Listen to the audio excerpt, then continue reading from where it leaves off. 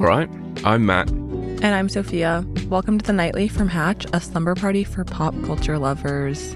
Yay! Are you a pop culture lover, Sophia? I am a pop culture lover. Does that encapsulates everything, doesn't it? So is that just contemporary? Yeah, I think just things that are, well, of course, popular culture that's happening. But I'm like, it's not things that are necessarily happening right now. I guess it's just anything that's in popular culture. But I do love it. Is it? Yeah, because I guess it is. It's everything that has ever been popular culture as well, isn't it? Yeah. But then it is like what's popular right now. But I'm trying to think of what I've been into right now. It's a good question. I would love to know what is popular right now. Right now? Well, I've famously been watching Dancing with the Stars with my friends. Nice. Which is like, do you know about this? It's like a competition show. Yeah, we've got I think the same thing over here, but it's called Strictly Come Dancing. Oh, okay, cool. But it's the same professional dancers and celebrities. Cool. Yeah, awesome. Yeah. So I'm on that. That's some of my pop culture right now. Nice. What else am I a part of? I saw Wicked, the second Wicked movie. That is like, it was like honestly okay. Oh, really? No, and I mean, I come to Wicked with an open heart filled with love. Mm-hmm. The first one was really fun. The second one was just less fun. But I will say that I don't really actually know that much about the musical. Like, I've like seen it once when I was like much younger. But the first half of the musical, they split it up into two, like part one and part two. And it's like the basically first and second act or whatever. And the first part of the musical just like is generally more fun.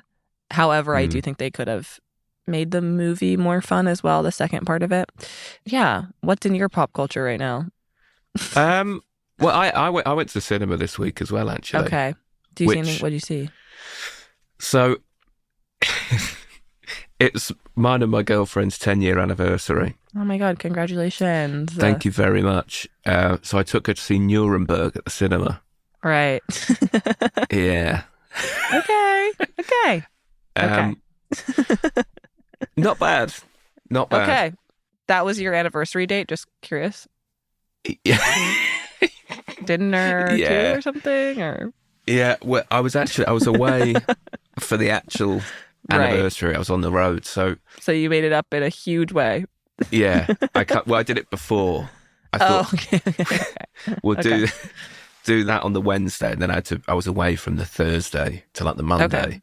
Okay. So I thought if I just I'll do that Wednesday, and if it goes down terribly, then I can just kind of escape. Right. I'll send some flowers. Totally. We'll forget this ever happened. Forget it. Forget it. But actually, the film's good. The film is good. I think Russell Crowe is excellent. I'm a big fan of Russell Crowe. Okay. And I thought that do you know what? The whole cinema experience was really good. Yeah. I've not done it for ages, but they've really upped their game. It's like big comfy seats and a pint on a table. I know, it is quite comfortable. Oh, I loved it. Did you get snacks? Well, it was a Wednesday, I don't know what they call it, Pizza Lovers Wednesday or something. Oh, period. Never heard of that. Classic Pizza Lovers Wednesday type situation. Yeah, so. You know, that popular phrase, Pizza Wednesdays. Totally. So, but I thought it was a great deal, 15 quid for pizza and a film. That is way less money than the movies that I'm going to see in America, is what I'll say to you. Well, I thought it was about like at least 18 quid just to go to the cinema. Yeah. So but I think they're now like thinking we've got to get people in somehow. I pray to God. It is so funny how like I think there's obviously been this whole ongoing discussion about like how to get people to go to the movies again. It's like, well, certainly it would help if it wasn't so expensive. That's literally just it, isn't it? Because I would normally, yeah, I'd swerve it because it was well expensive. But then I, for the first time in ages, went and was like, oh my God, this is great. Yeah. And I feel like not enough people, they don't actually realise how good it is now because they've not been in such a long time. Yeah, I know. I need to get the like pass or do you guys have that? There's like where you pay monthly and then you can see X amount of movies or as many movies as you want or whatever. And I'm like, that does make it worth it actually. But I'd be so much more likely to go see a movie if it was just like $10 and not $22. Yes. Yeah. And they would make more money that way because They would. I would go regularly. Without a doubt. I think actually the membership here is only, I think it's like £15, Yeah. which is amazing. No, they really make it worth your money, those little deals. I guess because they really want you to come on Pizza Wednesday and spend on that front. Yeah, of course. That'll be why. Okay, wait. I'm so entranced by the fact that you guys celebrated your 10-year anniversary. I don't know why. I'm like, that's amazing. Yeah. I mean, fair play to her. That's unbelievable. Really. To spend 10 years with you. Yeah. Genuinely, I'm in awe. She loves you. Yeah. I mean, she must do. Either that or she is just waiting for the blow up. You know. Or she's in it for the pizza and the movie. Yeah. She's in it for the Who's to say? for the films about war crimes and pizza. She just loves it. Yeah, exactly. Yeah. Yeah, it's been a fun week. I was in where you've been fairly recently. I was in Cambridge on Thursday. Oh, really? Yeah. Nice. Did you enjoy it? I did enjoy it. I was supporting. Do you know Stephen Merchant? No. He's in a couple of films, I think, recently, but he co-wrote The Office. Okay. The UK one. But I was supporting him in Cambridge at the Corn Exchange. Okay. What is that? The coin exchange? Corn. Yeah. Right. What is that? But there's so many now that, like, I've done so many gigs in, like, ex-corn exchanges, which is where farmers used to go with corn. Oh, okay. And literally in the name. Literally exchange corn for money. Yeah. Got it. But seemingly that's the common denominator. Rooms that are great for corn are good for comedy, apparently. Are they? Yeah, I liked it. Okay, I liked cool. it. Yeah. It's one of those, you know, where you go to venues sometimes and there's like real history to it. Like all on the stairs backstage, there's really good, it's like a local artist who it's like stencil drawing, and it's got all the people who've played there over the years. And there's like Queen and the Rolling Stones and you. And me. I didn't make the wall. It's the third time I've played it. Still not on the wall. When you get to number 5, you will be on the wall. Trust that. Do you reckon? Yes. I'm certain. I'm 100% certain. We'll see. If you could put a word in, actually, that'd be great. Maybe by popular demand, we could do it. I'll try. Yeah. I'll send you the email address. I don't know how much they'll listen to me, but yeah. I'll get it going. Don't say that at the start, though. Don't say, hi, I got your email off Matt Bragg. Just a query. No. I'll say, like, I'm a huge fan of Matt Bragg, and, like, I just really think that you guys should have a drawing of him at the Corn Exchange. Yeah, perfect. Yeah. Great. Well, that's that sorted. Yeah. It's a weight off my mind. Thank God. But yeah, it was fun. And then I was in Glasgow after that, which is always a pleasure. You've been up to Scotland? No, I want to go, but I haven't been. It's a long drive up there, but the drive is really... I mean, it looks beautiful. When you're in the car, because you suddenly get surrounded by, like, snow-capped big hills. Yeah. It does feel like you've gone over the wall. Oh, that is awesome. It's really great, yeah. Yeah. I love it up there. Did you see that? Was it Jimmy Fallon? What did he do? Who was in Scotland? Oh, I don't know. That's not part of my pop culture, but I bet he was. That is pop culture. You should be all over that. I know, but I missed that one. Jimmy Fallon in Scotland. It's so wholesome. He was just, like, exploring. I think he was... Yeah, I think he went on his own on holiday. Okay. And he took this video on a bridge somewhere. I think he was throwing something into a river. I don't know what he was throwing in the river. It wasn't like fly tipping. A friend of his who had Scottish ancestry. Yeah. So he threw something of his into this Scottish river. Okay. Okay.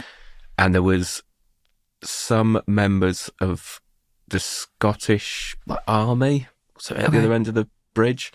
Yeah. And they got chatting and stuff, and then they took Jimmy Fallon back to where they were based, and they got him a kilt and a hat, and they gave him a big meal. And it, honestly, it's the most wholesome video I've ever seen, I think.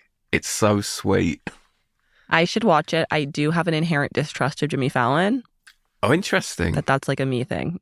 Where does that come from? I find him to be like a dubious person. I'm like, stop that. I don't. Anyway, I just don't like what he's doing sometimes, and I don't feel that he's a trustworthy individual. Well, that's good to know. I know very little about Jimmy Fallon aside from that video that I saw? That is basically me just having a vibe. That is really not. Right, that is not okay. based on like basically anything in real life. Amazing. And I'd just like at this point to say shout out to the nightly lawyers who And y'all can cut that out if you need to. But once again, that's just my vibe. don't you dare cut that out. It's good to know. I like to know who you've got a vibe for. And look, Matt loves him. So it's like Matt loves him and I feel scared of him. So that's basically it. You got both sides of the story. Yes. Well, watch the video. It might change your mind. You never know. It might. Or it might make me feel more scared than ever. It might, yeah. I tell you what it will do. It will give you an over-idealized view of what it's like To go to Scotland. You know when you see in like those holiday movies, particularly when like an American person comes over to England, there's a cottage in a snowdrift and they're all welcomed by the locals and it's like the most beautiful thing ever. I do feel like people sort of get the wrong idea of what's going on. And maybe the general attitude. Yeah. I mean, you're very welcome to come into mine for a cup of tea, but, okay. you know. Well, I just actually watched, speaking of pop culture and British, Bridget Jones' Diary. Nice. Do you know what? I've never seen it. It's cute. Yeah? It's a retelling of Pride and Prejudice. Is that what it is? Yes. I did not know that. And Colin Firth's character is named Mark Darcy. Sometimes with the retellings, you're like, okay, there's some stuff that isn't like completely fleshed out because you have like the source material. And I was feeling that a bit. But that's also just kind of like the way of rom-coms sometimes, I suppose. And it did make, of course, the UK seem like very, very quaint and sweet. It is in places. But what is the general gist? Because I can't even remember what Pride and Prejudice is about, to be honest. It's like this girl who is in love with her boss, and then he expresses that he has feelings towards her. And then she meets another guy, Mr. Darcy, who she's like kind of into, but kind of not. And he's like with someone, whatever. And then it turns out that her boss, who is played by Hugh Grant, and Mark Darcy is played by Colin Firth, her boss, Hugh Grant's character, had slept with Colin Firth's wife. They had been best friends. He had slept with her wife. Right. And Colin Firth had walked in on them. And then they'd ran off together. And so then it's like chaos ensues, of course, because she has two men and she has to pick which one she wants. And Hugh Grant's character is lying to her. And then in the end, she ends up with Mr. Darcy. Of course. But there's like 3 of them. And they're based on books as well. Oh, right. Okay. Yeah. With all the marketing, the giant underwear plays less of a part than I thought it would. Yeah, wait. There's the thing about her being in big underwear or whatever. I thought that was the main thrust of the story, I'll be honest. I don't know how well I was paying attention to it, and I watched over the course of 2 nights, like a week apart. But there is a thing with her underwear. Well, the whole thing is that they literally keep calling her fat, and she is like simply not, I would say, objectively. Yeah. And so that is like a big thing, is that they just kind of make her, it's a classic trope of being like this like beautiful movie star, being Renee Zellweger, trying to make her like a bumbling fool, basically. Right, okay. And so, of course, they're like, she has big underwear on or something. Yeah. At some point. Yeah. And she's just like a beautiful woman. Yeah, well, that's what's always confused me with it, because I thought the whole idea was that she saw herself as very unattractive, and it was like, oh, she, you know. It's unclear how like self-aware it is in the movie. If it's like she thinks that she's unattractive, but really she's not, or... I mean, it must be that because both of these men are like attracted to her and she like has these options or whatever. But people do continuously make snide remarks to her about like the way she looks throughout the movie that aren't herself. And yet Hugh Grant and Colin Firth are into it. Yes, because she's hot. Yeah. Oh, out of interest, what year did Bridget Jones' Diary come out initially? Because I feel like that would be quite revealing, won't it? Yes. 2001. Okay. I do feel like it's part of that sort of nostalgia run now, isn't it? From like late 90s, early 2000s. Seen a lot of stuff like that's now coming back round. I know. Well, they made like one kind of recently. Another Bridget Jones, like kind of recently, I think. Yeah, I do remember hearing about that. In the past, I think like 5 years or something. I don't know. It's interesting, that whole... Because I think it's a real nostalgia boom at the moment. Mm-hmm. I watched a really interesting documentary on it. Like on nostalgia generally, because it's such a powerful thing. But you know how everybody says, like, music's not as good now? Yeah. There was a study. They said they want to definitively find when the objectively best period of music is. Right. So they studied thousands of people and music and charts and all that kind of thing. Can you take a guess at when, like the decade? I'm scared. Well, I kind of feel like they're going to say now, but it's because there's so much music, but that I feel like isn't right. I'm going to randomly guess and say the 70s. I don't think it's right. So the science says that objectively the best period of music is whenever you were 17. Oh, well, of course. Yeah, of course. Isn't that interesting, though? That for everybody, the average of everyone was 17. Oh, I see. They asked, like, for some reason I thought you meant they, like, sampled all the music and found out. But I see what you're saying. No, I mean, of course. Well, do you know, I tried to make it sound that way just to make it more of a reveal. Yeah. I mean, that's, like, the same as so many things. That's the same as, like, Saturday Night Live, which is that everyone is, like, it used to be so good when I was in high school and I thought sketch comedy was funny. It's, like, right. Yeah. It's a show for children. But it's just not really for adults. But sorry, I'm like coming for like comedy institutions right now. And I want to say that I would, of course, love to work with Jimmy Fallon and Lorne Michaels. Just remember who was nice to you, Jimmy. It was me. Jimmy, don't forget. Come on, Jim. Come on. But yeah, I mean, that makes sense. I was literally yesterday was basically listening to music that I listened to when I was 17, being like, this sounds amazing. Oh, really? Yeah. Do you kind of get yourself stuck in that then? Or are you into... Because my girlfriend keeps an eye on, like, the current top 50. Like, she'll play all the new music out that week. And I can't bring myself to do it. I'm really trying to be better about, like, when I hear of, like, an album that someone likes or whatever, like, saving it on my phone and listening to it all the way through. But I'm definitely don't pay attention to, like, the top whatever. I was finding that I was, like, just not listening to a lot of music because I was, like... oh, I don't know like what to listen to and I don't know like what's good right now or whatever. And then I was like, I can just put on a playlist that I made when I was 19 years old and have the time of my life. And I did it. I do think that's the way to go. I literally was like having, as you said, waves of nostalgia, it felt amazing. It does. It feels great. Why would you not do that? I know. I get nostalgic for time before I was even born. Yeah. I've also found that in re-listening to music that you listen to when you're like 17 or whatever, that at the time I'd listen to whatever, like all these different bands, whatever. And to me, they all were amazing. And then when you're older, you can listen to them and be like, actually, some of these really do still sound good. And some of them were so bad. But to me at the time, it all was amazing, which is like interesting as well. I think, yeah, because you could probably be a bit more objective about it when there's a distance of time in between. Yeah. Yeah. Production wise, I'm like, some of these really were hitting it out of the park, and some of them, it does not sound good, actually. What was your top song yesterday when you were like 19 years old again? Yesterday I was listening to a lot of LCD Soundsystem, which was really nice. And I've been listening to it for today as well. What else was I listening to? Do you know Vulfpeck? Do you know that band? It does ring a bell. They're like a jazzy, I don't know, like I don't even know what genre they are. It's like experimental, jazzy, whatever. It's really good. That is actually really good music.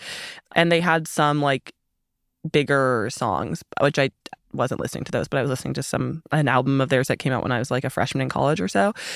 I was really enjoying myself as well. I was listening to this band called Typhoon, all kind of like indie rock stuff, and then some like more strange stuff, but stuff that still sounds amazing to me to this day. Nice. LCD Soundsystem definitely do though.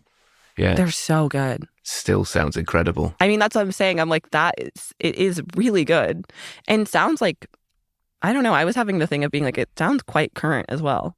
Yeah, it's interesting that, isn't it? I think bands like that, they nailed it to the point where it just works across every decade. Yeah, it doesn't feel old at any point. I know. I think that they might be having some type of like residency in New York or something, and I was like, I should get tickets to that because it'd be awesome to see them live. That would be great. I just missed them at a festival a couple of years ago. Yeah, and I was gutted about it. Yeah. What was it? Was it Vulfpeck? It's Vulfpeck, so it's Vulfpeck, and honestly, I highly recommend. I feel that there's probably many listeners who know them. I wonder if they just didn't quite make it outside of the US, but you should listen to them. It's really good. They have these 2 songs. One is called Back Pocket and one is called Wait for the Moment. And those 2 I feel like are popular enough that if you heard them, you would probably know. Okay. Through like osmosis, or like also maybe they were in like commercials or something at some point. Yeah. All right, cool. Well, I'm going to put some Vulfpeck on. Yeah, as you should. And turn in. I think, but this has been a pleasure. Nice to catch up, Sophia. It's been amazing. I'll talk to you soon. Good night, Matt. Night, Sophia.